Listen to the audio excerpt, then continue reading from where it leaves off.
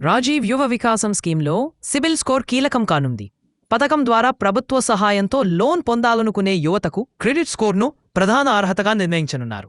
దరఖాస్తుదారుల CIBIL score తక్కువగా ఉంటే లేదా గతంలో రుణాలు తీసుకుని చెల్లించకపోతే వారి దరఖాస్తులను బ్యాంకులు తిరస్కరించే అవకాశం ఉందని అధికారులు చెబుతున్నారు. లోన్ అప్లికేషన్కు ముందు సిబిల్ స్కోర్ను తప్పనిసరిగా పరిశీలించే బ్యాంకులు దానికి సంబంధించి ఫీజు కూడా వసూలు చేయనున్నాయి. ప్రతి అప్లికేషన్కి ₹100 నుంచి ₹200 వరకు వసూలు చేసే యోచనలో కొన్ని బ్యాంకులు ఉన్నట్లు సమాచారం. ఇప్పటికీ కొన్ని బ్యాంకులు ఈ విషయాన్ని ప్రభుత్వ దృష్టికి తీసుకెళ్లాయి. సిబిల్ స్కోర్ వసూలుపై ప్రభుత్వం స్పందించింది. తక్కువ ఆదాయ వర్గాల అభ్యర్థులపై భారం పడకుండా చూడాలనే ఉద్దేశంతో బ్యాంకులు వసూలు చేసే ఫీజును మినహాయించాలన్న ప్రతిపాదనను ప్రభుత్వం పరిశీలిస్తోంది.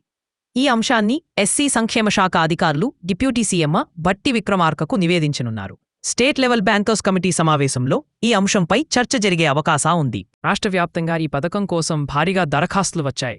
మొత్తం 16,25,441 దరఖాస్తుల్లో అత్యధికంగా బీసీల నుంచి 5,35,606, ఎస్ఎల్ల నుంచి 2,95,908, ఎస్ఎల్ల నుంచి 1,39,112. ఈ పథకం కోసం భారీగా దరఖాస్తులు వచ్చాయి. మైనారిటీల నుంచి 1,07,681, క్రిస్టియన్ మైనారిటీల నుంచి 2,689 దరఖాస్తులు వచ్చాయి. ప్రస్తుతం మండల స్థాయిలో దాదాపు 70% దరఖాస్తుల పరిశీలన పూర్తయినట్టు అధికారులు తెలిపారు. తుది జాబితా మే నెలాఖరులో అందుబాటులోకి రానుంది. మండల అధికారులు పరిశీలించిన దరఖాస్తులను బ్యాంకులకు పంపించి అర్హుల ఎంపిక జరుగుతుంది.